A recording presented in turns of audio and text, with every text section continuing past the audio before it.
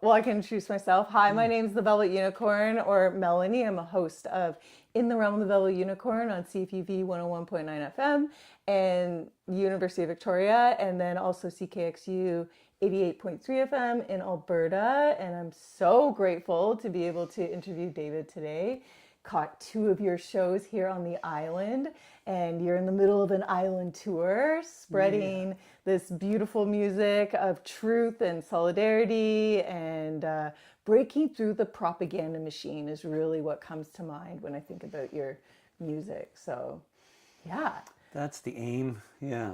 Yeah. amazing. And do you want to talk a little bit about how long you've been making music, and maybe what started your first, I guess, if you want to call, I don't like to call it political music. I feel like it's Right. human rights, and that this framing things as politics when you're talking about basic human rights and injustices in the world is really a way to distort what the music is actually about. And so I'm curious, because your music is very powerful, and yeah, like what made you want to write about this, or how did you get into creating music that is of this like genre?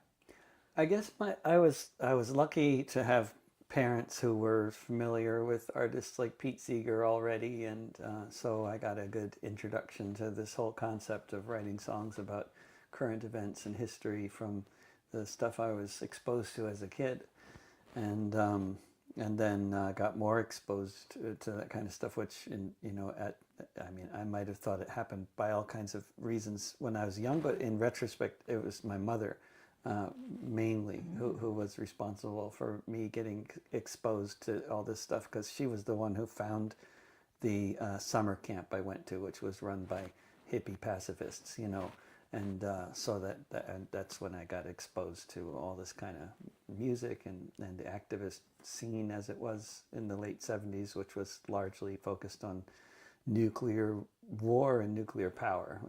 It was a fear of nuclear war, and as well as trying to stop the nuclear power plants, which was at that time very much closely associated with nuclear weapons. I mean, there was an assumption of the movement at the time that the reason why we had all these nuclear reactors was because they were going to be producing this stuff to be making the weapons anyway, and it went hand in hand. And I don't know all the technical stuff. I don't even know if that's true, but that was definitely the mentality at the time, was stop it all, the nuclear power and the nuclear weapons.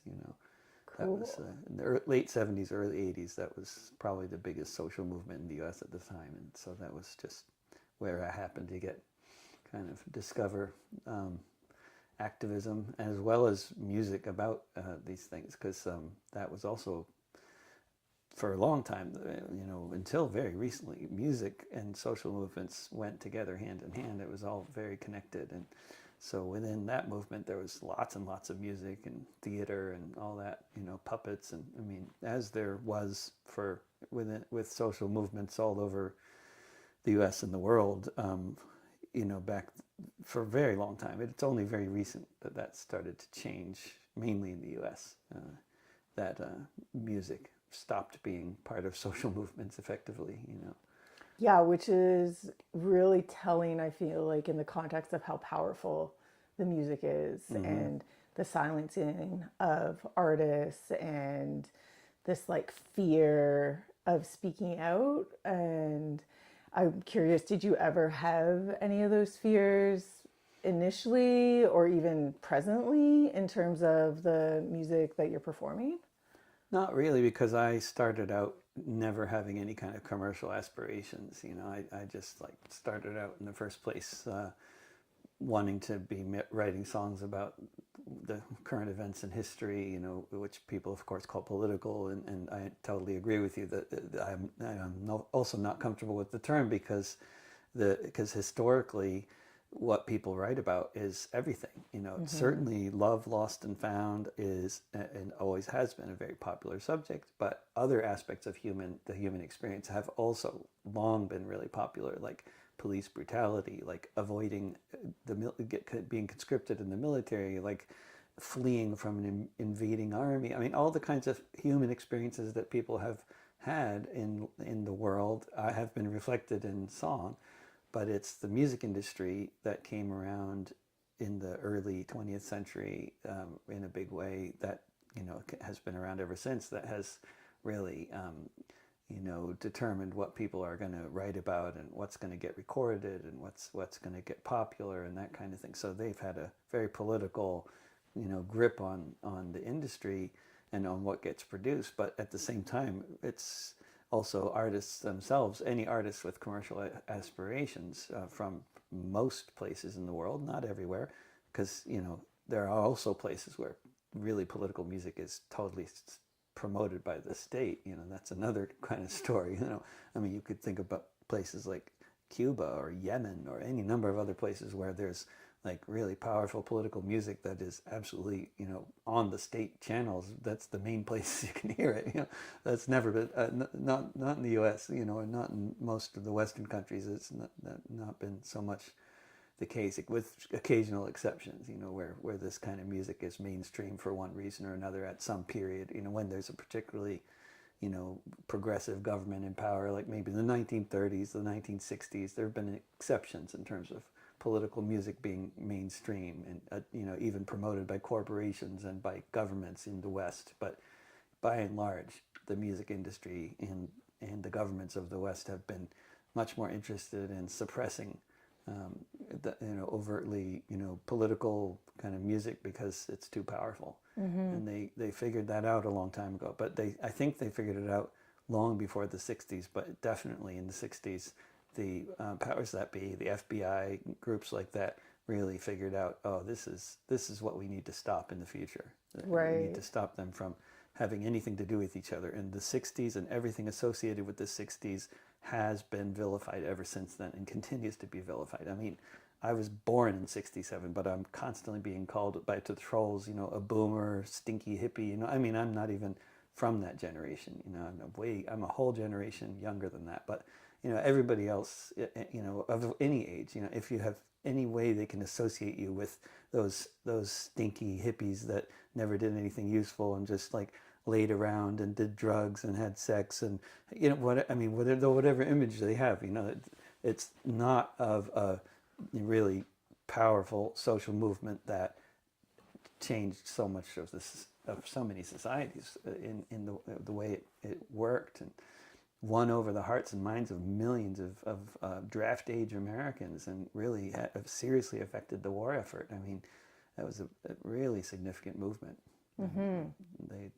And music in social movements has long been significant, but I think the '60s was a really powerful example of that confluence. Yeah, totally. And I know you have a song about Renee Good. You sang it the other night. It was really beautiful, and I actually heard about this initiative. And I don't know if it's spreading throughout America, but I think it started in Minnesota, where they actually now have like a list of musicians that will come out and you can call them to come to your event where they can sing songs of protest and solidarity, human rights. And it's like they're trying to now almost reconnect these things that have been like cut off from the movements and separated and labeled as like political, as a way to, I think, distract people from the level of human rights that, is actually what the songs are actually about, and how your politics are actually your values. And it's not this like, oh, it's political. It's actually like a human. Yeah, it's about the humans, like, and the human humans, experience, yeah. just the aspects of the human experience that are, things that people can have different opinions on, right? So I guess if you're trying to market to the lowest common denominator, then you want to only sing about acceptable subjects to everybody. Like, so love, everybody experiences that, so, or wants to, or they've all had bad or good experiences, but they've had some kind of relationship with love, and that's safe, because everybody experiences it. But it's not safe to sing about war and peace because people have different opinions on that. Not safe to sing about racism or sexism or homophobia, or all those things are, people have different opinions on that. So and then of course, especially like when there was overt segregation in the US, you couldn't have a mixed race band. So so the industry just tended to just do the lowest common denominator. So they'd go right along with the whole thing. Okay, our bands are all either white or black or brown, and no mixing, and they don't sing about anything other than love. And this is how the industry tried to play its cards, and a lot of that was totally political, because they were against any kind of social movements coming around that were using music. They were conscious of these things, and they were trying to steer things in a apolitical direction because of the power of the music if it's harnessed in other ways. When I say they, it's hard to know what is this big amorphous thing, but there are elements of the powers that be that have long been very conscious of that, and that they have existed within the music industry as well.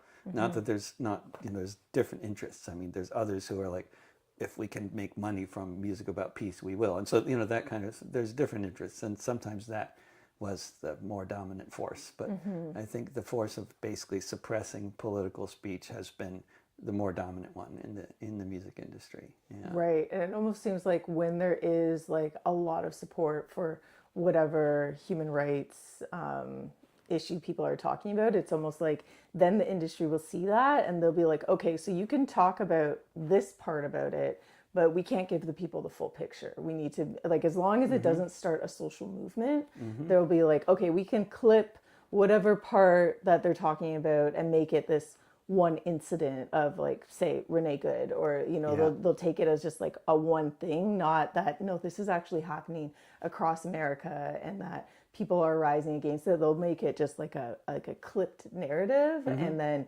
allow certain elements to come out about that, but they're still remaining, I feel like, very much in control of what people are allowed to almost take away from it. Like, they don't want it to create a huge social movement and have people going on strike, or which is what was happening in, wasn't it across, I think there's multiple cities across the USA that were kind of like inspired by what happened with Renee Good to do like I think there was like a general strike that happened shortly after that. Not really. There was a lot of calls for a general strike, but they weren't coming from the labor movement. You can't really have a general strike without the labor movement. There's a lot of well-intentioned, but people who don't have the kind of political background to be pulling off anything close to the kinds of things that they can make a social media page about. And that's been the case for a long time. And the left in the United States has had very little to do with the labor movement for the past 80 years or so, and that's a massive problem for the left in the United States, and among many other massive problems. This disconnect with the labor movement. How can you even, in much of the world, to talk about a left that isn't connected to the labor movement is like a total contradiction in terms. Like, how could that be? What is it then? Well, that's how it's been in the U.S. for a very long time. So, but. And if there's music in Minnesota, I'm not hearing about it. I know Bruce Springsteen had a concert, and but if they've incorporated music into the movement in Minnesota, it's not something I'm aware of. And which is, and I think in the past and in other countries that I go to regularly, when there's something happening that's like a social movement and they want music, I'm going to actually hear from people, I'm not going to have to hear about it from somebody else. I'm going to hear from those people who are looking for the music, because they'll figure out that I'm one of those musicians they want to have at the events. And if they're not figuring that out and they're not contacting me, it's not a good sign for any kind of thriving music scene happening somewhere.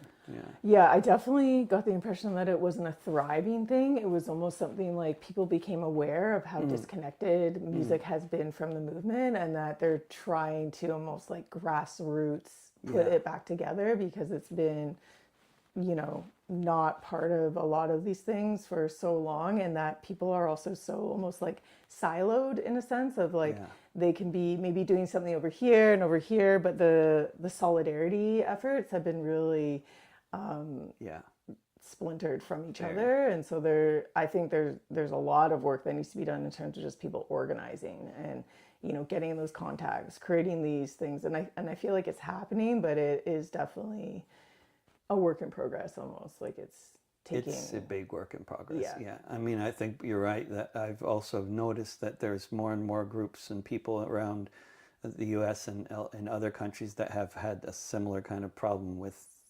music and cult and political activism being very separate, much more than they used to be.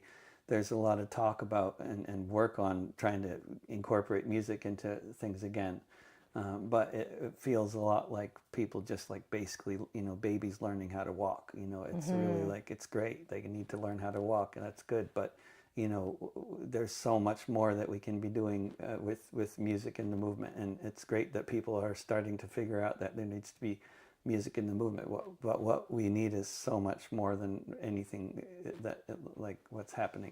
I mean, the way it used to be in everywhere, and the way it still is in most places, and this is, particularly for U.S. audiences, this will be shocking, and they probably won't even believe me, but in most of the world right now, most demonstrations are mostly music. Oh, wow. That's how it is. If you leave North America, you leave the UK, you leave Australia, you go most anywhere else in Europe, you go most anywhere in the Middle East, anywhere in Africa, anywhere in South America, most rallies are mostly music. And it's not just even that it's mostly music on stages, but it's like mostly people are singing. They don't shout, they sing. People are intrinsically musical creatures, and this isn't unique to any particular kind of person. This is just human. We are musical, we are rhythmic. We identify with storytelling, songs. It's just really basic to our species, and this is the powers that be are always looking to find out how they can misdirect the left and misdirect those elements of society that are trying to make a difference in a way that they don't like. How can they confuse us, misdirect us, make us basically organize in ways that are totally ineffective or that are counterproductive. So you can see like certain patterns that become very clear just in my lifetime, and that are also clear if you read about what's happened throughout the 20th century from before my lifetime. But it's really clear that one of the things they really try to do is keep music and politics separate. Another thing they really try to do is push groups in the direction of the most extreme kinds of statements and the most extreme kinds of actions. So anytime they have people who are, they can get to engage in more property destruction or attacking police or burning dumpsters, or especially in situations where that's not going to inspire more opposition, but will actually do the opposite and freak people out and make them run away, which is usually what happens in most places. When you burn a dumpster, there's going to be a large element that's there for the cause who is going to be freaked out, and they're going to leave. As soon as the dumpster is lit, you lose more than half the crowd. It's very consistent, So those and then other things they want to do is get you to identify with the narrowest possible way you can identify yourself, so that they have people organizing in the smallest little paper bags that they can get people into, So, if you say Black Lives Matter, then the new slogan immediately is going to be Black Trans Lives Matter, and that's strategic, not to say that Black trans lives don't matter, but that, as anything they can do to shrink the group. There's too many Black people whose lives matter. How can we shrink that group? Well, Black trans lives matter immediately. That became the slogan like the next day. Where did that even come from? I don't know. Did it come from anybody from who was actually Black and trans? I don't know. I doubt it. I think it came from the FBI, which again is not at all to say that trans lives or Black trans lives matter any less or any more than any other Black life. But this is the strategy. Get the people into the smallest little bags they can, so they can all say, I represent, all the, tree-dwelling, lesbians of whatever, and like it was just as long as you don't have anything to do with somebody else, there's the Black trans people over there, there's the tree-dwelling lesbians over there, and it's like a siloing. Silo them all, Right. Yeah. Interesting.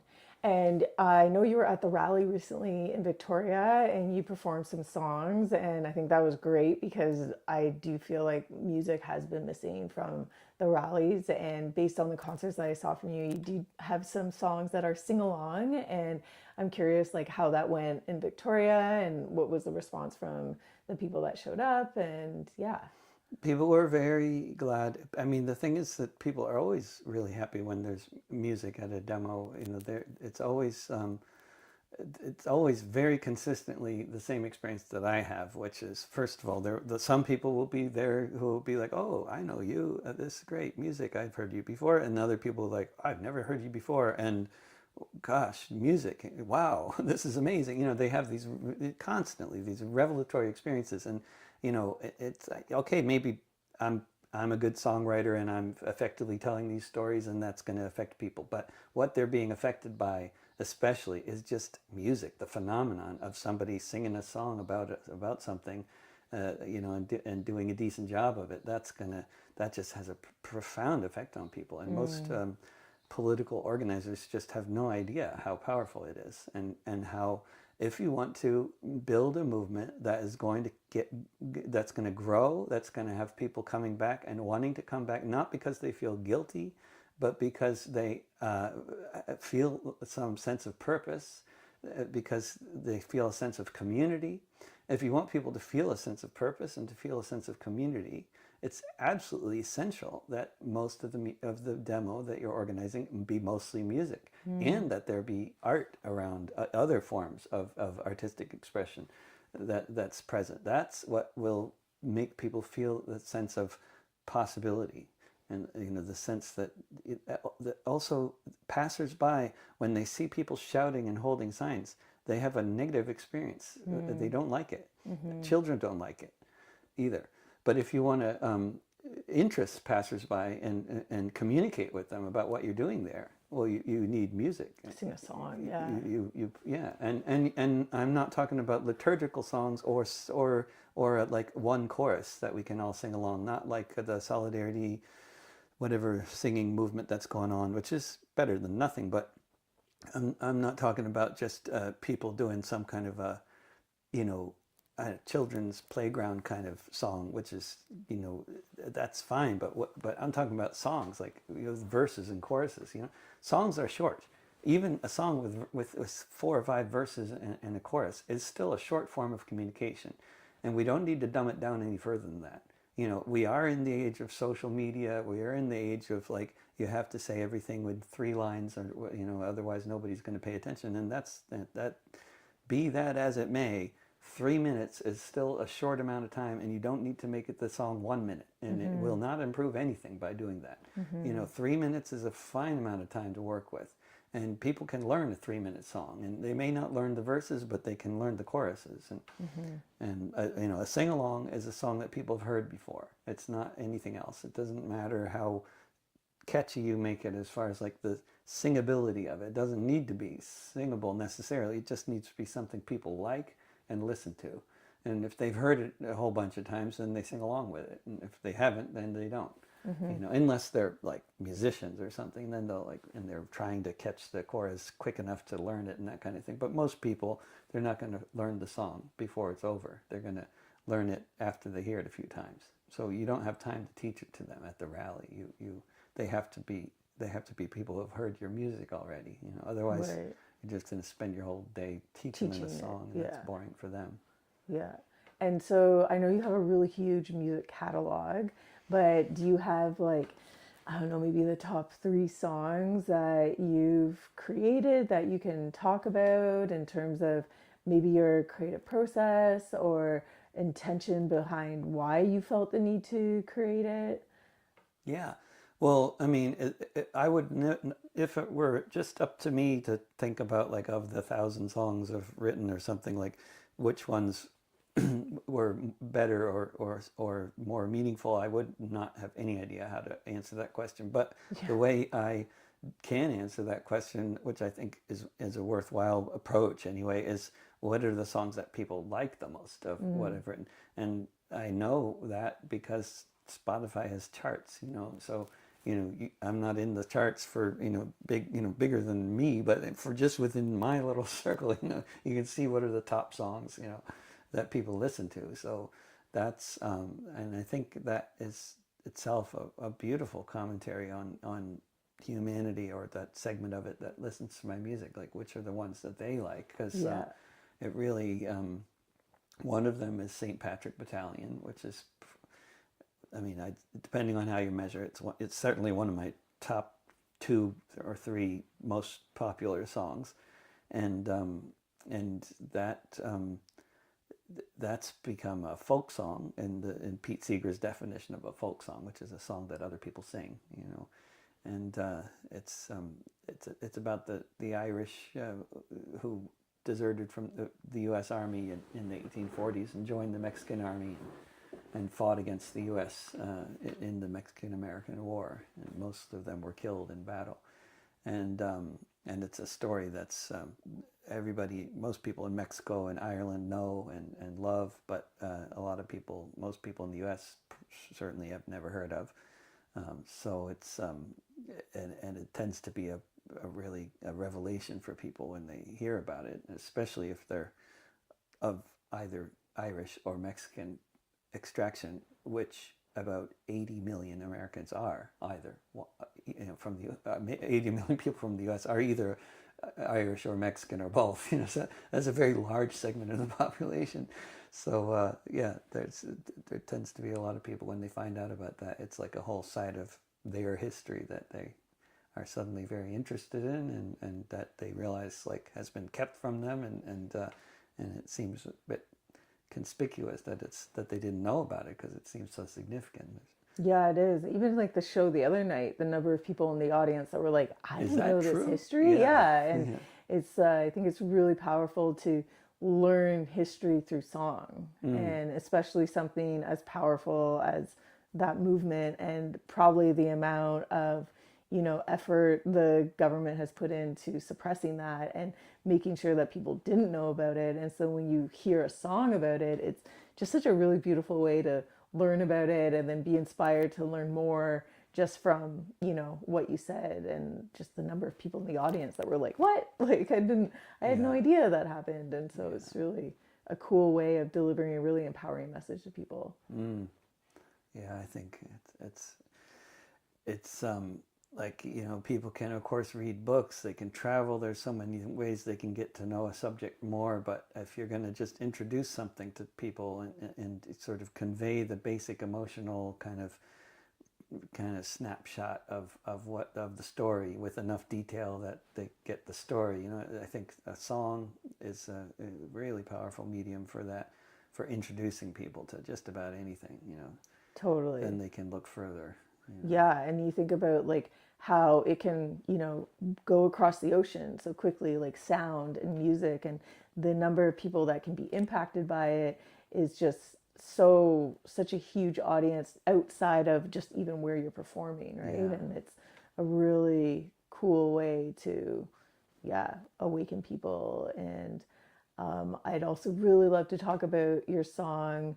I can't remember what the name of it was, the one that you did the other night about the Marvi Marmara. Mavi Marmara? Yeah, and how, when I was listening to that song, it brought up a lot of emotions. And the thing for me that was really center was just how I felt timeless that song was, in the context of like, it's almost something that keeps repeating with the Israeli army attacking these flotillas. And maybe we don't have the same level of violence. And I think you can argue whether or not it is the same level in just a different form in terms of the brutality and the way that these human rights activists were treated recently, and then for the past number of years that they've been sending these flotillas. But specifically the song that you were singing, it just felt like we're in this loop now of this just happening over and over again. And what really brought a lot of emotion to me was that when you wrote that song, however many years ago,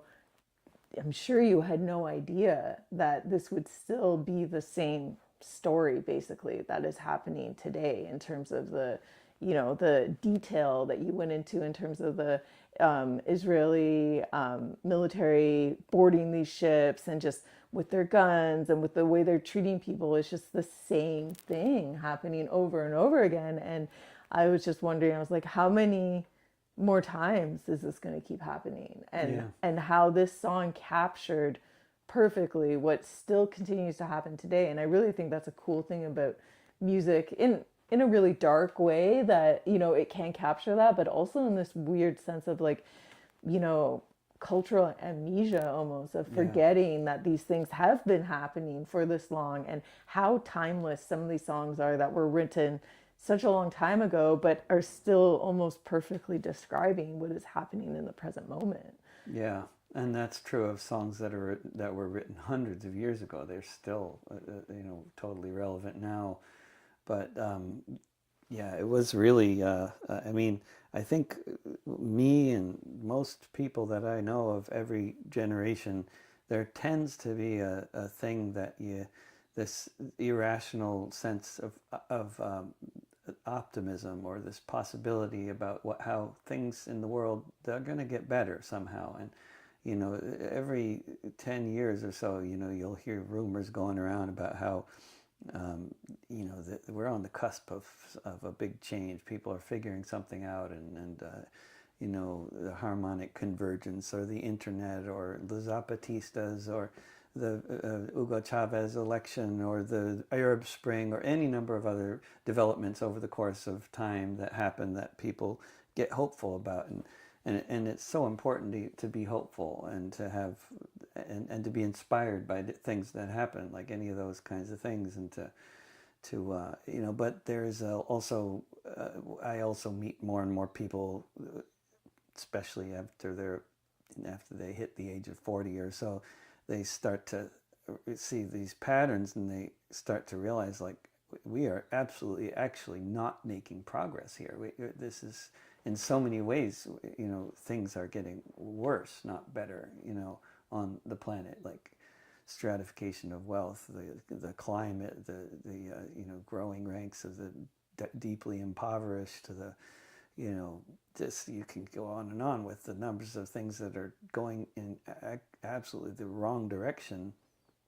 And certainly, Israel is a very prime example of that. I mean, their government is now, if it wasn't overtly fascist 30 years ago, it is absolutely overtly fascist now, run by people that completely embrace the whole concept of fascism without even being shy about it. And the Palestinians are suffering more than they ever have in the history of the Palestinian people, and that's happening all now, and that's just getting worse and worse and worse. And it's live streamed now. And now it's live streamed. Even though they've killed 263 journalists since they started bombing Gaza, there are still people, like literally the younger siblings and the children of those journalists, who are taking up their cameras and doing the same work. And two of the most recent journalists that were killed were siblings. They killed one a couple weeks after they killed the other. Yeah, but the Mavi Marmara, I mean, I've written a lot of songs about Palestine, but that song is definitely an example of one that kind of, it's long, and it starts in 1948 in terms of the story I'm telling, and trying to, because it's like, if you don't start the story where it needs to start, then it's easier for, like in this case, like Israel, to spin the narrative in a way that makes them look like the victim. And the only possible way that the occupying power can look like the victim is if you completely distort the narrative and the history, and you start, with some very recent event, like, first there was the attack on the World Trade Center, and then this kind of thing. Like, nothing can start with that. Like, that was obviously a retaliation against imperialism, not something that just happened out of the blue. And Israel's 9/11 was the same. October 7th was exactly the same. It wasn't like it just came out of the blue. It was and as I sing about in the song Mavi Marmara, of course, I'm talking about how Gaza has been under siege with no airport, no access to the sea or to land, or and no clean water and access to construction materials to rebuild after being bombed. No access to prosthetics after in a place where it's so full of amputees. I mean, just on and on and on. It's just they are in a concentration camp. They're in a walled ghetto, and they've been in a walled ghetto since 2006, and arguably before that, but it's been really bad since the Jewish settlers pulled out in 2005, and then they turned Gaza into a walled ghetto. Which was much easier for them to do when they didn't have, settlers to deal with in the same place. I guess, apparently. I'm sure that's why they pulled them out. It wasn't because they cared about Palestinians, Wanted to give them a little more room or something, and that wasn't it, But they didn't want to have to consider human rights violations. Yeah, the possibility. Because, if you had the Jews living so close to the Palestinians, then I guess you can't just be bombing them with white phosphorus. Right. You're gonna get that on the fields of the settlers too. Yeah, or restrict life-saving medications. Yeah, I mean, there's like stuff that gets complicated. Yeah, like that. Like they weren't under those kinds of restrictions in terms of import. Like they didn't. They weren't living in a walled ghetto until until the Jews all were left. But then it's. But so many people.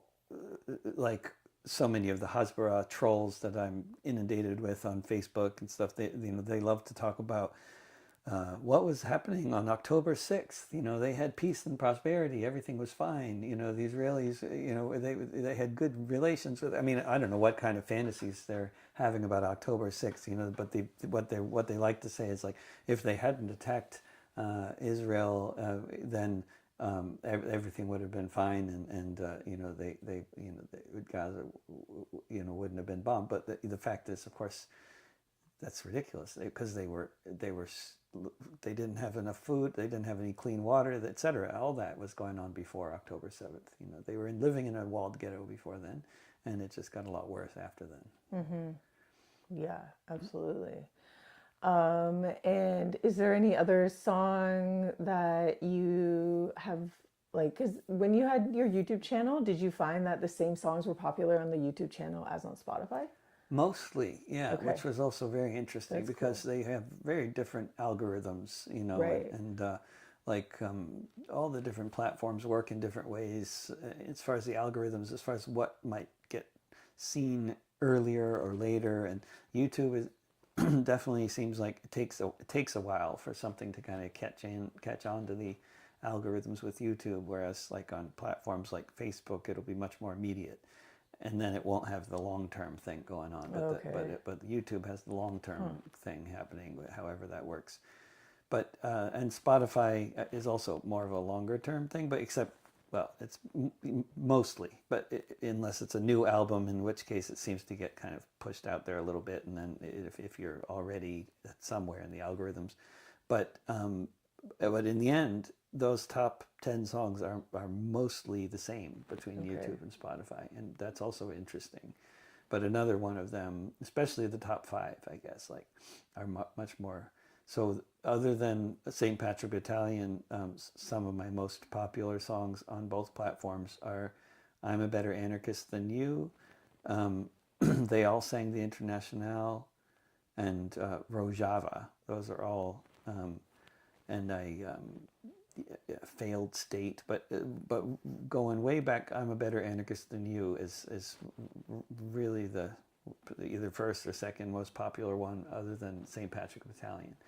And I think that is a wonderful commentary that says so much good things about particularly young people from the English-speaking world. It's just primarily like young leftists from the U.S., Canada, Australia, England, Germany. That's my biggest audience is that right there. Those countries, that makes up, I guess, about 80% of my audience, and most of them are in their 20s and 30s. And at any given time, I mean, that was the case 20 years ago, but now, again, still, they're mostly in their 20s and 30s. So I guess those are the people who have more time for Spotify. I don't know what, or more, they're more radical. They haven't become more conservative yet, or I don't know what explains it, but there. But I'm a better anarchist than you is a song about sectarianism and you know, against sectarianism and holier than thou, preachy, condescending people, and I think on the left we all know what maybe we are or have been those people that we're talking about. I certainly was, and I certainly know lots of people who still are. Same, yeah. And I love them, but I wish they would evolve Yeah. in some cases, because they could do a lot more better work if they weren't so preachy and know-it-all. But even if they're know-it-all about a lot of the right things, you know, and I agree with their politics about a lot of things, they're not communicating well by being that way. They could communicate much better by being more like, you know, less critical of each other, and Yeah. more forgiving and more inclusive and less exclusive, you know, in their thinking, you know. But a lot of people obviously agree with that, because that's like one of my most popular songs, and so it's nice to see that.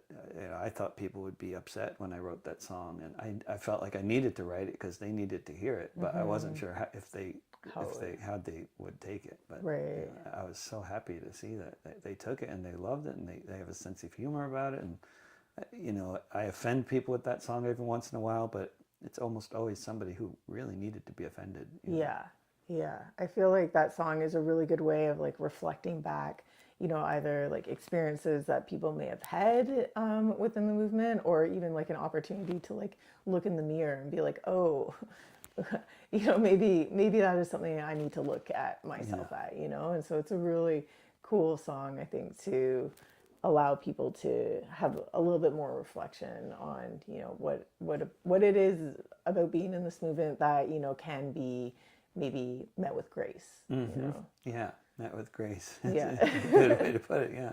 Yeah, especially I find within the Palestine movement, and when, you know, I look at the level of propaganda we've all been subject to, it can be one of those things where maybe someone's coming up against this propaganda that they weren't aware that was propaganda, and, you know, how can that person be met with grace instead of, you know, turned into the villain because, you know, of whatever they were taught, and just realizing that when we're in the belly of the beast and we're subject to as much propaganda for our entire lives that we've been subject to, you know, it's not necessarily our fault that we were subject to it, but we do need to put in the effort to do the work to dismantle that within ourselves. And how can I be an ally for someone to do that work? And it's, you know, even just looking at my own internalized propaganda that I was brought up with, and who helped me dismantle that, and how I was able to dismantle that, because I feel like that is really should be one of our goals within the movement, of helping each other shed the propaganda that we've all been, you know, fed since we were children. But you could do that in such nice, helpful ways, like you're telling a story about your own experience, learning something, and telling somebody that story in a relaxed social setting where you happen to find yourself in a very small group of people, you know, and you're not calling them out in a big public setting, and you're not calling them out on social media. And you're not trying to start an argument between you, them, and a couple of unknown trolls. Or, you know, the social media platforms have just made communication so much worse, and it was not easy before. But with social media, it's just like throwing a bomb in the whole thing. You know, people just, and I mean, you know, in any given conversation on Facebook, you know, 43% of the people you're interacting with are trolls or bots, and who are just trying to disrupt everything that's happening there. And so the idea of having any kind of a conversation about anything that's not like, oh, I like that song. I mean, if it's anything beyond that, you know, it's totally not the right forum. Yeah, you know, totally. And I would love to talk about the trolls and the bots and your experience with that online, because I think you mentioned the other day that they seem to have like a certain format that they follow. And I don't know how much you know about these bot farms, but I've seen these learned videos. a lot about them over the past few years. Where they just have rooms full of cell phones, and the bots go off of each cell phone, and they, you know, then there's also the other element of people that are paid to be these bots, and it's like a whole thing online. Huge industry. And I know you've had a lot of experience with dealing with the bots and, even telling people that, when you see a bot, like there's no point in responding to it. And whether it's like a paid person or whether it's like, actually just like a bot that is operating off of like some pre-programmed script, the amount of energy to try to, learn what their perspective is, or like it can be really like scrambling for the mind to try to actually interact with them. And so I'm curious if you have any tips and if you can talk about your experiences with the trolls and the bots. Yeah, it's been a wild ride, and I mean, a big learning curve. And when I first started getting attacked in 2021, that was the first time I really had an experience with the troll farm, and then it has just so there's and I got when I got started with this experience, it was in, I would say, probably the hardest way. And as far as getting attacked by troll farms, like it would have been a lot easier to discover the right-wing troll farms first, and then to realize that they're somehow connected also to the pro-Israel troll farms, and then to find out in that process that part of that whole process, part of the whole thing with the right-wing troll farms and the Israel troll farms, a little bit of what they do, not a big part, but a significant, solid 3% of what they're doing is pretending to be left-wingers. But to be ultra left, or to be left-wingers that are pretending to be left-wing so that you can call out other left-wingers from the left. Oh, I see. So, Interesting. and that's definitely part of the technique of these troll farms. It's not the main way they operate, but it's definitely this sub thing, that's substrate or whatever that's going on all the time. And those are the elements I was first targeted by. So it was in retrospect, I now see it was a combination of actual brainwashed members of Rose City Antifa in Portland, Oregon, and right-wing trolls pretending to be left-wingers. And I can see that now. And because I've had been targeted so much by the right-wing and the pro-Israel trolls, I can now see that which at the time was just confusing, but now I realize, like, if the trolls are attacking, when you respond to an attack, if they then start calling you things like that are obviously homophobic, sexist, racist, or or ableist, or what do you even call it when somebody says you're retarded? I mean, this is the most common insult, right?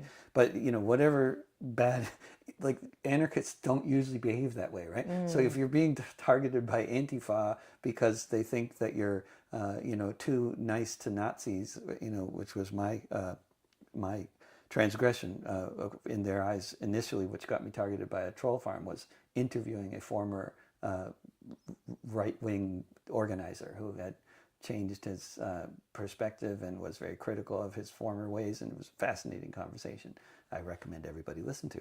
But I got really, really slammed for that, because as I learned, it's very important for a lot of self-identified anti-fascists that you not have any kind of communication with people who you disagree with, because then they will somehow influence all the people, all the anti-fascists, who will then somehow suddenly become Nazis, I guess. I'm not sure how this works, but because I've never actually seen this work in practice, because it doesn't actually work that way. Because actually when people hear conversations between people with different views, they can actually listen to both views and make decisions about what they think makes sense. And if you don't let them hear the views of the right wing, that does not increase the ranks of the left, and it doesn't diminish the ranks of the right. Wouldn't that only increase like solidarity in a sense? Like if you're interviewing someone that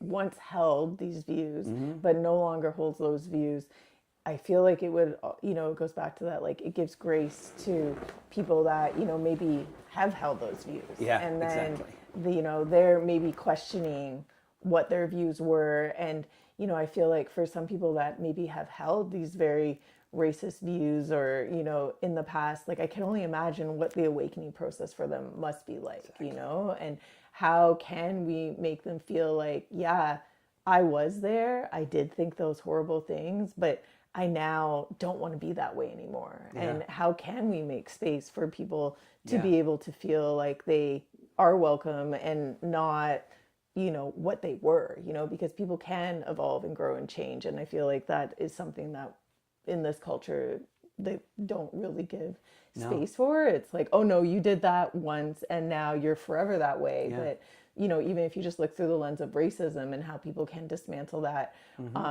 and within themselves, and then maybe want to be someone that advocates for, anti-Black racism and or advocates to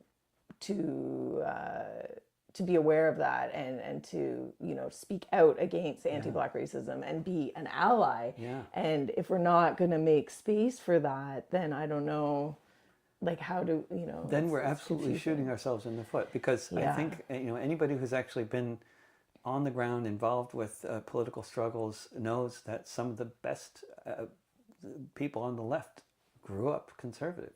Some of the best anti-racists grew up racist. I mean, this is a phenomenon. People can evolve. People do it all the time, thankfully. And if we just say, well, you once held these views and now you're persona non grata, how can anybody seriously think about organizing that way? If we're trying, even if the goal is to create some kind of safe space rather than to do effective organizing, which are clearly not the same thing, how are you going to create safe space in a world where you're just ignoring all the racists? I mean, they're not going to go away. I mean, you need it's a fantasy. We in the real world we have all kinds of different people, and we need to win them all. Our hearts and minds all need to be won to the side of justice, because what's the alternative? Killing them? I mean, they're not going to go away. So you either need to win them over, or they're going to keep being the way they are, or maybe you can hope they move into a more neutral space where they're not actually actively doing bad things. But we don't in the real world you can't just block somebody like you can on Facebook. I mean, they're there. They're going to be there. They're going to be your neighbors whether you like it or not. Right. And I guess the question comes down to is, do they have the right intentions? Are they actually wanting to change, or are they there to, defend their beliefs and think that they're right? And I guess the question is, when we find the people that are willing to look in the mirror and are wanting to actually change and learn and dismantle within themselves what is no longer something that they want to keep doing, that's where the opportunity comes up. Because I definitely have found that there is a point where it's like, well, I'm not going to be able to get through to this person. If they're not interested in really hearing another perspective and actually engaging in real conversation, it's pointless. But among the people like this guy Matthew Heimbach, who I was interviewing, his story is a story that can impact all sorts of other people who grew up the way he did. And I think it's exactly because that kind of story is so powerful, and because building alliances between or understanding between so-called left and so-called right people, or formerly right, or whatever. He might even now, I don't know. I mean, there's people who identify as right-wing who also identify as anti-racist. I mean, it's a big confusing world, and there's all sorts of people out there, and but people like his story, it can influence other people who can turn out like him too. And I think that's exactly why certain forces don't want people like me talking to people like him, because they're actually not anti-fascists. The people who are attacking me, they're pretending to be. And that's the bottom line. Even if they are, even if some of them were actual members of Rose City Antifa, and this is another story. It's complicated. I know a lot about it. We can get into it if you want. But Rose City Antifa is like a direct outgrowth of a group in Germany called the Anti-Deutsch. And one of the founders of Rose City Antifa is a German member of the Anti-Deutsch who moved to Portland, who's apparently married to a defense contractor. But that's not a surprise, because the Anti-Deutsch and the anti-imperialists, the anti-fascists, as they call themselves, Rose City Antifa, they are also pro-NATO and pro-Israel. Oh, wow. It's very confusing. Talk to them about it. I can explain it, but hopefully they could explain it better or not. I don't know. They won't say they're pro-NATO or pro-Israel, but if you get down to questioning them beyond the label, that's where they're coming from. Interesting. So so the anti-Deutsch, as with Rose City Antifa, kind of developed this analysis that anybody who criticizes, for example, anybody who criticizes anybody who's Jewish is anti-Semitic, and this is so then it doesn't matter if they're Jewish or not. That's irrelevant. That they should be ostracized for being anti-Semites, and this distinction between criticizing Israeli fascism and criticizing Jews is deliberately sort of fudged over, and then the perspective of people like me is deliberately confused and twisted around. Anything, once you're getting attacked by a troll farm, that's just what they do. Everything you've ever said, they twist it around, try to promote this bizarre interpretation of whatever you've said. But they have an agenda as far as what they're trying to, what things they're trying to get across to your audience about the errors of your ways, or just the errors of your thinking more broadly. If you're thinking that it's good to have dialogue with right-wingers, or if you're thinking that Israel is a fascist state, or if you're thinking that capitalism is not going to solve our problems, but rather socialism will. Like any kind of thinking like that, they have their troll farms that are directed towards that particular agenda, to counter that agenda and with their own. And then they have talking points that are easy to ultimately recognize. So you can tell sometimes after a little while, are you being targeted by an American troll farm or one that's trying to pretend to be American? Because you can tell that most of the trolls still, they're mostly not using bots as far as I can tell. Mostly it's paid trolls. Mostly they're not people who speak English as a first language. I believe they're probably mostly in other countries, not Western countries, because they're presumably getting paid too badly that no Western people would be doing those kind of jobs.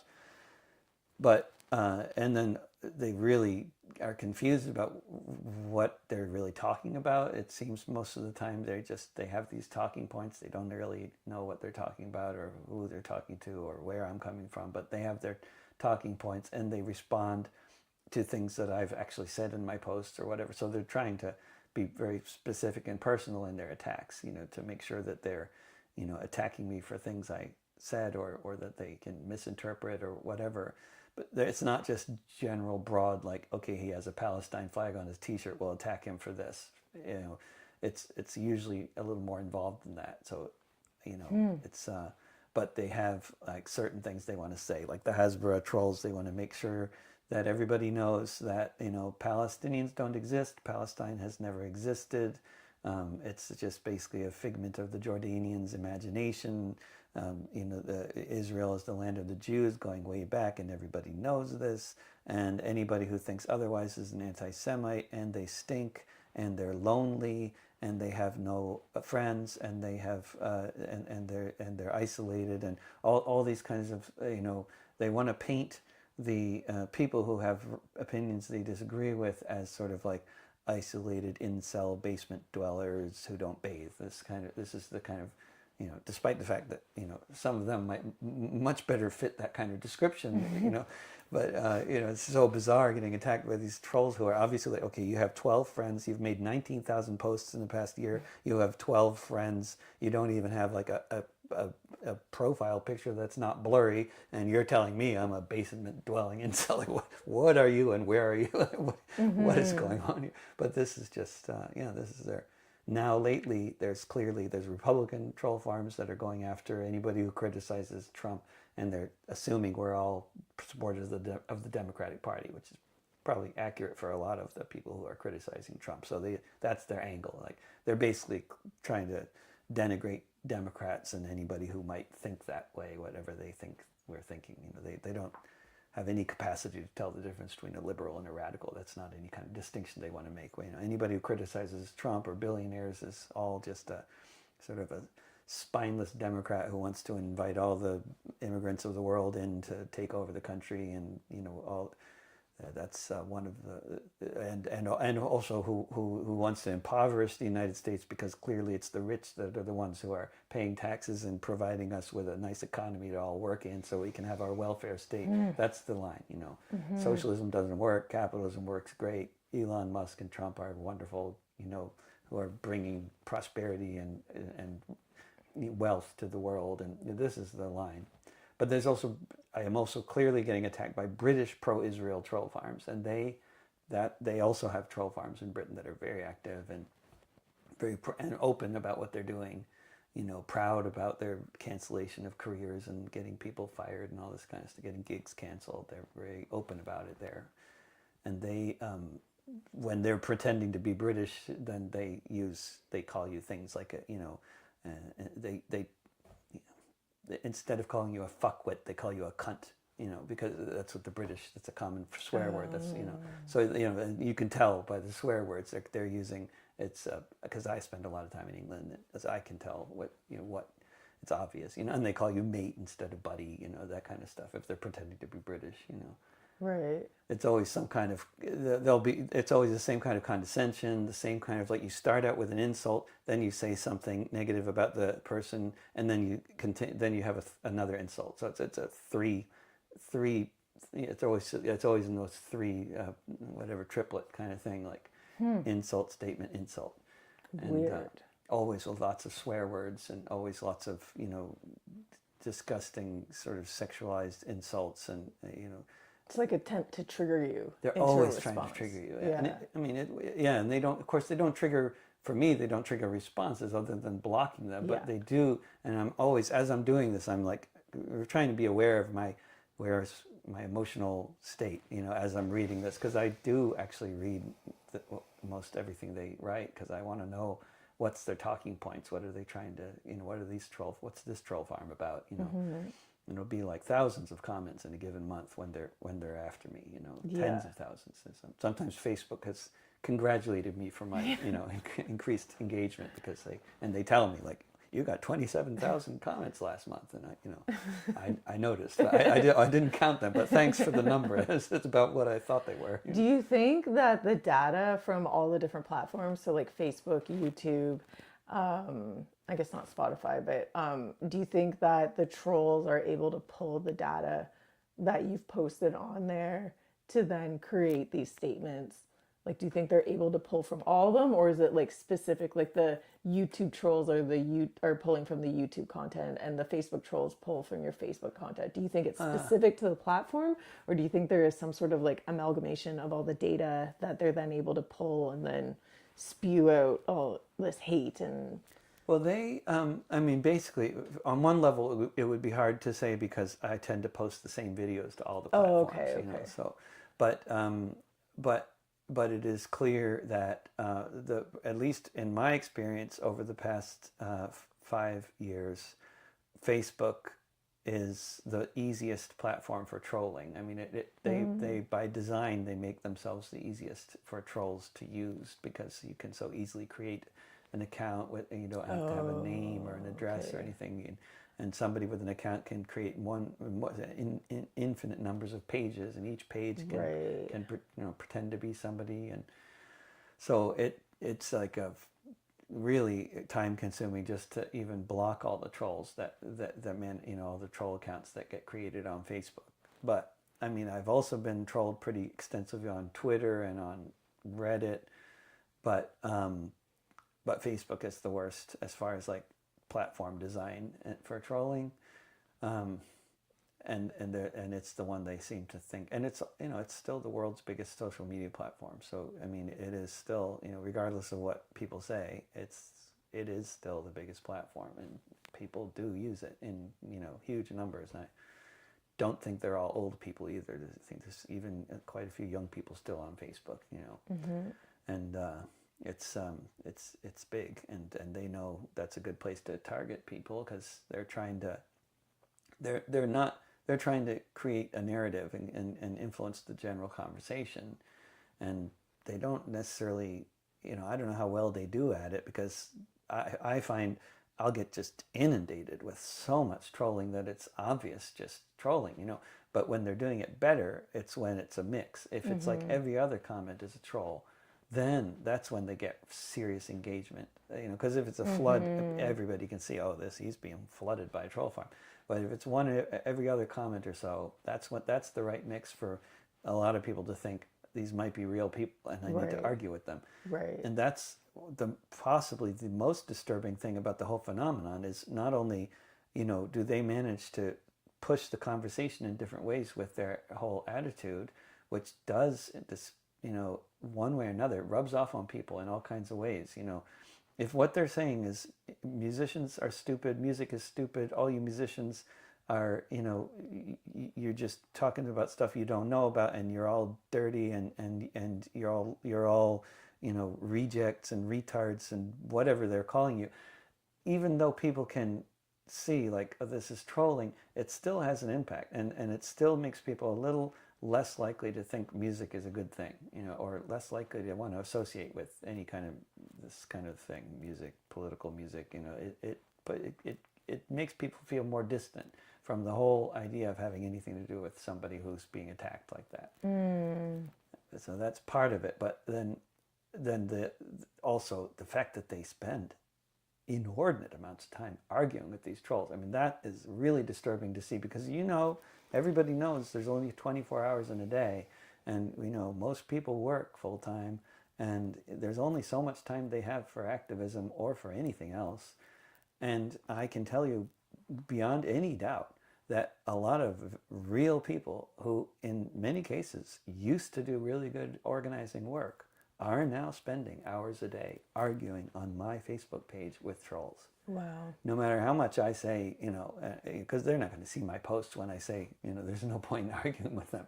What they see is the posts that get into the algorithms because the trolls attack me. So it's going to be a photograph of me with this t-shirt on, or it'll be me singing a song, usually with a t-shirt like this on, because that's what triggers them is the kafia or the Palestine flag. Okay. And then they'll listen to the content, and then they'll comment on the content. So it's just, if it's a song about anything, you know, it could be about the situation on the Mexican border and with about ICE and stuff. But if I have a Palestine T-shirt on, a lot of the comments will be about Palestine, Israel, and then others will be specifically anti-immigration, you know, pro-ICE, because they also pay attention to the content that I'm actually posting about, not just what kind of T-shirt I'm wearing.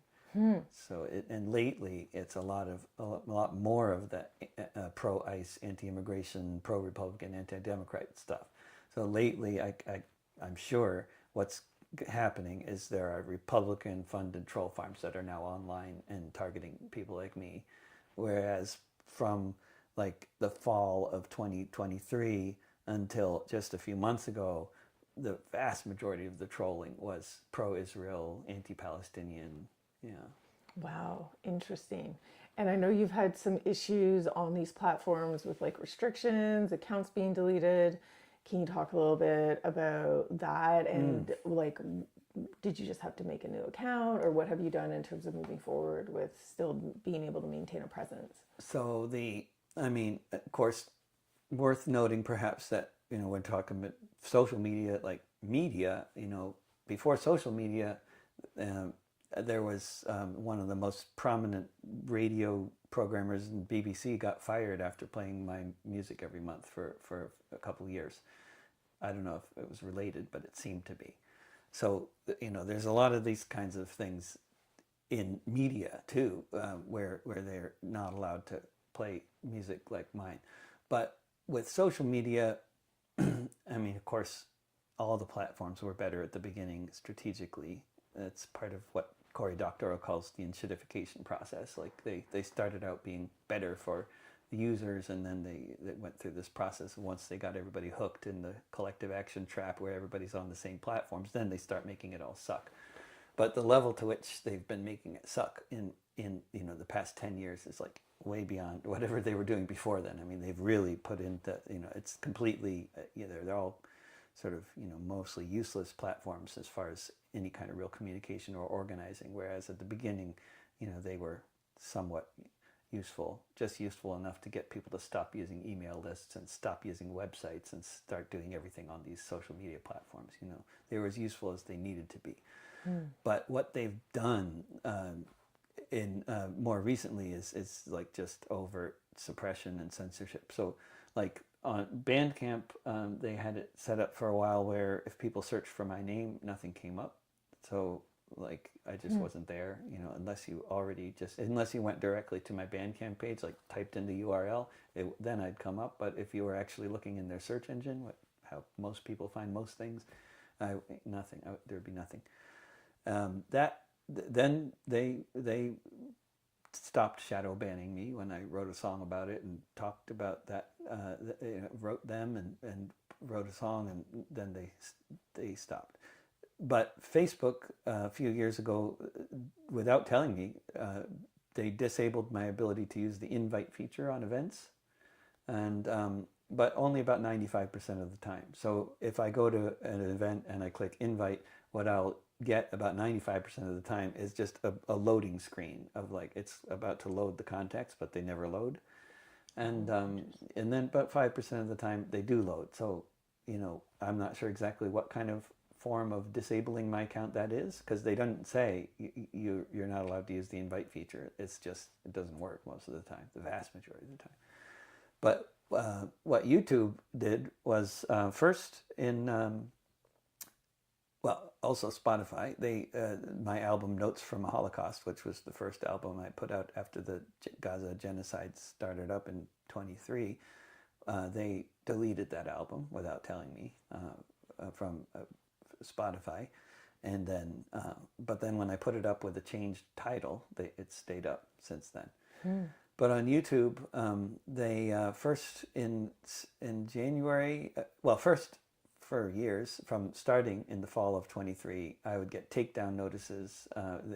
They'd delete songs and tell me this song is being deleted because of because it indicates support for banned criminal organizations or violent criminal organizations. So anytime you praise international law and oppose genocide, you're supporting violent criminal organizations. Because if you're suggesting that resistance to genocide is legitimate and isn't terrorism, you're a terrorist. You're and literally, like under British law, that's terrorism. To support a terrorist group, a group that's been called a terrorist group, like Palestine Action or Hamas or Hezbollah or Ansar Allah, to support any group that's attempting to enforce international law, whether by nonviolent or violent means, you are supporting terrorism, because all those groups have been proscribed and declared terrorist groups under British law.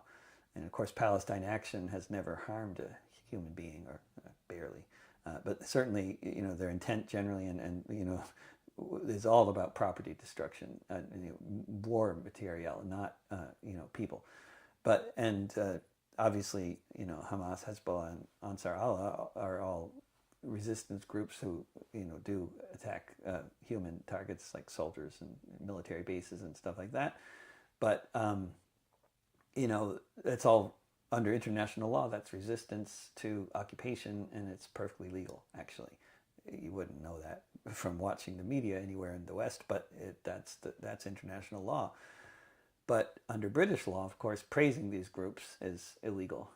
And under U.S. law, you're allowed to praise these groups, but if you're not a citizen, you're going to be deported if you do that. And if you are a citizen, either way, you can praise these groups, but you can't make any money from praising these groups, because that's against the law. So I believe, and I don't know because they never tell you these things, but I believe the takedowns of the songs that offending them, they were doing that in response to British law. And the demonetization of the channel, they were doing in response to U.S. law. And again, I'm just speculating. But they were taking down certain songs, like Song for the Houthi Army, and any song that was seen as praising, terrorism. And then in January 2025, they demonetized everything on Google, like YouTube Music. They just demonetized the whole thing. They said, you're now being permanently demonetized. And then in November of 25, they, without telling me, deleted all of my albums from YouTube Music, which is the second biggest streaming platform outside of China in the world after Spotify. And a lot of people don't realize that because Spotify is the one everybody knows about, but YouTube Music is number 2. And then January of this year, they deleted my YouTube channel after I posted a song about Luigi Mangione, which was not even necessarily saying anything like he did the right thing, but it was a sympathetic song anyway. And that was too much for them. And so they gave me what they said was my first strike. They say you get 3 strikes and then they delete your channel, but they gave me 1 strike and then deleted my channel. And so then there's a guy named Guy Christensen, who's a wonderful young, very recent college graduate who's gotten all kinds of trouble at college and got expelled and got a lot of followers on X. And he also got his YouTube channel deleted. And he got it back by doing a viral video campaign that was, really successful. And I don't know if anybody was expecting that to work, including him, but it did.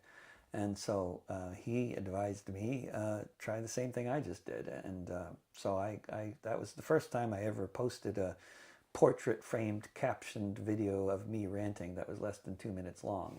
I've done a lot of things that are more than 2 minutes long, but I never really thought much about getting into the right algorithms by having, this time I was, I listened to what he said, and it really worked. And within, I think, about 24 hours, that video on X had gotten 137,000 views, and a lot of people were canceling their YouTube Premium accounts, mostly people with Arab names. I don't know where in the Arab world this was getting out there, but someone in the Arab-speaking world was promoting this, this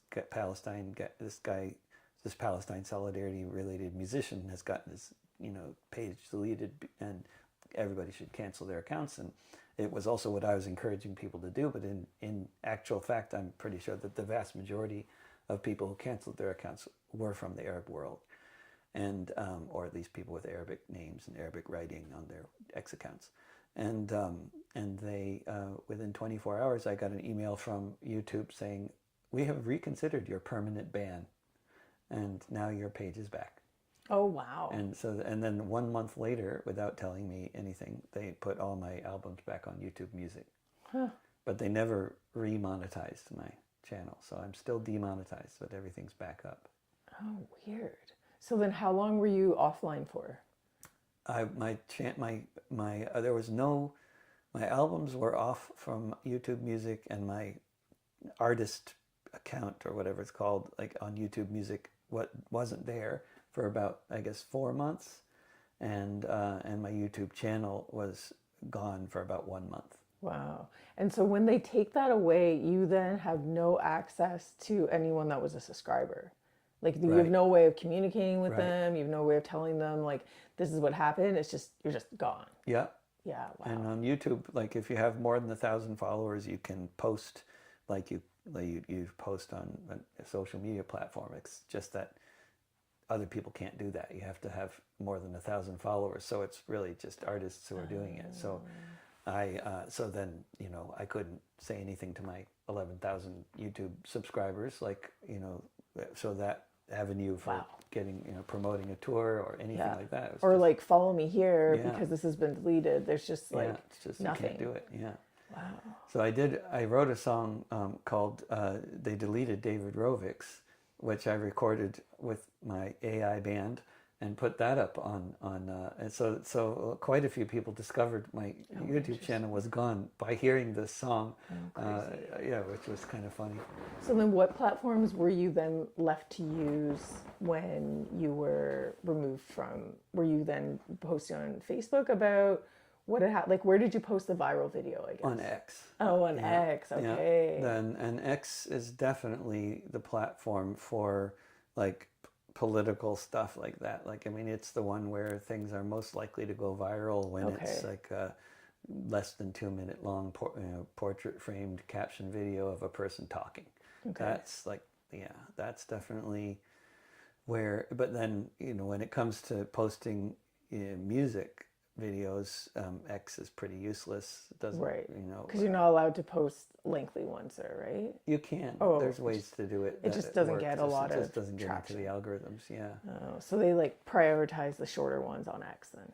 I don't even know because I post short ones and they don't. But if you're talking, then get out there. Not if it's music. I don't think anybody's going to X to hear music. No, it's not. They're here. They're there to look for politics, to follow, you know, groups that are doing political things. And I think journalists use X massively.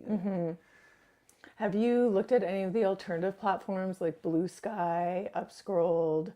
Do you have a presence on those platforms as well? Okay. Yeah, I'm on all of them, but you know, that definitely like YouTube, X, and Facebook are still where it's at. Totally, I mean, that's where everybody is at. Yeah. And I mean, I sometimes get some, you know, I get pretty good traction on Threads and on TikTok, Reddit, but it's just by far it's X, Facebook, and YouTube are the three where really most people are at, and that's and largely depending on what kind of content, it's one of those three platforms where I'm going to get attention. You know? Right. Yeah. Interesting. Wow. And so then now you're back on YouTube and but you're just demonetized. Yeah. Right. Which, like, if you had been making money off of that before, then that's kind of like their way of still keeping that control over you in terms of like, oh, well, now you can still post all your stuff, but you're not allowed to make any money off of this. That's right. And then there's no real way to protest that or if there is, I haven't found. I mean, I was hoping that, you know, when I did this campaign that, you know, they would do everything. You know, I mean, I didn't know, but I was hoping they'd remonetize and put my channel back up and put all my music back up on YouTube Music. And when they did put my channel back up but didn't put the music back up, I thought, well, maybe this is as far as I'm going to get with them, because who's going to care if my music isn't on YouTube Music? Nobody's paying attention to that even existing, you know. Right.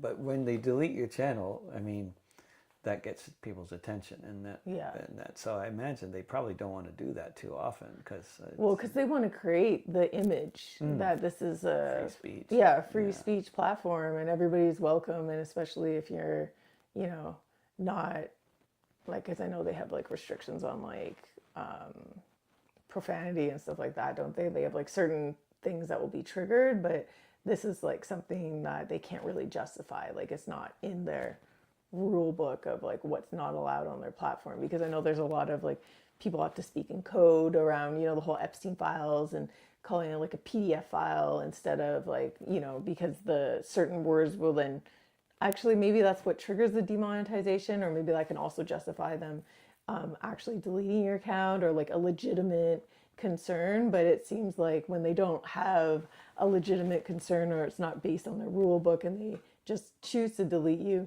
once people find out about that, and then there's like people that are canceling their accounts and stuff, then they want to restore your account to then try to keep this image of like, oh no, they don't actually do that. That was just a mistake or whatever. But in terms of remonetizing your account, why would they want to give you the benefit of monetization if they don't actually want you to exist? As long as the appearances are up.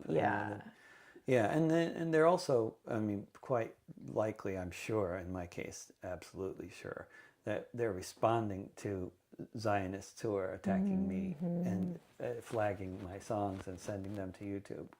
You know, because they weren't even going around and deleting all the songs that were offensive. Like, I mean, I had recorded, for example, like Song for the Houthi Army, I had recorded in lots of different live settings. There were many different live versions of the song on YouTube, but they only took down, I think, they took down the one that was the best recording that had gotten the most views, but they didn't take down the other ones. So in principle, you'd think they'd just do a little search for all the other versions of the song and take them all down. But I think it was the one with the views that was the one that got flagged because it was the one that some Zionists saw and didn't like, and they reported it as anti-Semitic content. Right. Oh, wow. So then, and I don't find out that that's what they did, but that's what, Likely, it violates YouTube's policies. Not that they would notice necessarily, but if somebody flags it, then they notice. And I'm sure that was the same with my song about Luigi. It violated some policy on, the violent support for violent criminal organizations, even though he wasn't in an organization. But I think it's a flexible enough policy they can say that song was violating it. But only if it gets flagged in the first place, I'm sure. Wow. Interesting. That's wild. But now you're back online and you're able to communicate with people and yeah, more or less. I mean, of course, there's the problem of social media generally, which is that like everything worked better before social media. I mean, it's not like there was, it wasn't a golden age for humanity, but it certainly was a golden age for the internet. And I think we can say unequivocally, the golden age for the internet was 1995 to 2005. During that 10-year period, the internet was an amazingly useful resource for actual organizing in the physical world. And people did that through email lists and through websites. And other text mobs and all sorts of other internet-related simple tools. But when Facebook came around and did their thing of basically hijacking the internet, in ways that most people couldn't have imagined at the time or didn't think was possible, and and they became the internet for most people in the world, really. Then ever since then, the internet has been increasingly useless as a tool for real organizing, and increasingly useless as a tool for communicating with your own fans. And this is something that, like, the way that it's set up, regular users of these platforms often have no idea what the people are going through who are using these platforms to promote their work, because it's not the same thing. Like, the regular user, if they get a post that goes viral, well, they're happy, that's nice, but that's not what they're like. That's not about their career, or so for the artists, we need people to see the stuff we're posting. So, like, if before the algorithmic feed was instituted, if you had 10,000 followers on Facebook, it was quite likely a large number of them were going to see something you posted. If you posted a video, thousands of those people were going to see it. Now that's like some kind of a fantasy. It doesn't happen that way at all now. It's all based on algorithms, and you can get better at figuring out what are the algorithms that are going to allow people to see something. But it didn't used to work that way. It used to be much more reliable that the more followers you had, the more likely people were going to see your stuff. Now it only works that way for, at least it seems to work that way for a lot of people if they're not being suppressed on X. But on a lot of other platforms that have now, been given over to totally algorithmic controlled feeds like YouTube and Facebook, it's not at all like you post something and you have a lot of followers, a lot of people will see it. It doesn't work that way. So you can pay to get people to see your stuff on all those platforms, especially like Facebook. People are paying to get people to see content, paying to promote a gig so that their own followers are going to see that you are doing a gig. So you can end up spending potentially thousands of dollars a year if you want to get the same kind of traction that you would have gotten like 15 years ago without spending any money. Right. That's like how they got people hooked on these platforms. It was like creating this like image of what it was going to be like, and then now it's something completely different. But then people are stuck in it, like the users are stuck in it. So as an artist, you might like to just give up on it and say, okay, now this platform isn't working, so just follow me on my website. But, that's not going to work. Yeah, I can say from direct experience that people who don't play ball and aren't on those platforms trying to figure out how to get their stuff out there, they just disappear. And nobody knows. I mean, I don't want to name any names, but nobody knows about these artists anymore if they're not trying to be on social media. Right. Wow. Well, do you have anything else that you want to add about anything you want to talk about, or I want to just be mindful of your time? Oh, I don't no, want I to got all take afternoon and too much time up, but nothing in particular, but okay. anything. Yeah, I guess you have the rest of your island tour and then a show in Vancouver and then headed back to the US Then and back to the belly of the beast. Yeah. and you have more gigs lined up down there? Are you going to take off on another tour somewhere else or I don't have anything else lined up after this one, and usually I would, nice? but You have a rest period. yeah, kind of. I mean, I just don't. I just don't. I think, as with a lot of independent artists without managers or booking agents, I just get distracted with other things, and then I, wake up one morning and realize, oh, wait a sec, I don't have any more tours planned. Like I need to. But also in the realm of politically oriented music, my experience has been most organizers of gigs are coming out of the activist scenes in different places, and they don't operate on a really big advanced timeline. So Totally, like if I'm trying to really get the gigs in the folk clubs, I need to contact places like over a year in advance and make plans over a year in advance. And I sometimes get it together to do that. I am going to be in England next May. I know that, in May 2027. But I'm probably going to go to Australia in November, and I have nothing booked in Australia yet. But it's only July, almost. It's not quite July, so I actually have enough time. The way activists work, it's plenty of advance notice. So yeah, and nothing booked, but probably I'll have a tour of Australia. Maybe even a time for creation. Like when do you take time to write songs? Well, that's what I've been so distracted with, is just writing. I've been Okay. doing a lot of that for years now, especially since the genocide started. It's been a pretty much nonstop writing about I'm just trying to document what's happening. Yeah. And there's way too much to document, but I try to at least pick something, and not quite every day, but often every day, and just try to write about it. Cool. Well, thank you so much for your time, and Thank you you. so much for the shows that I was able to experience your music and to be Pleasure. spreading this music across the island and in Vancouver. It's such a gift. So Thank you. yeah, but great. Awesome. Cool. That was great. That was wonderful.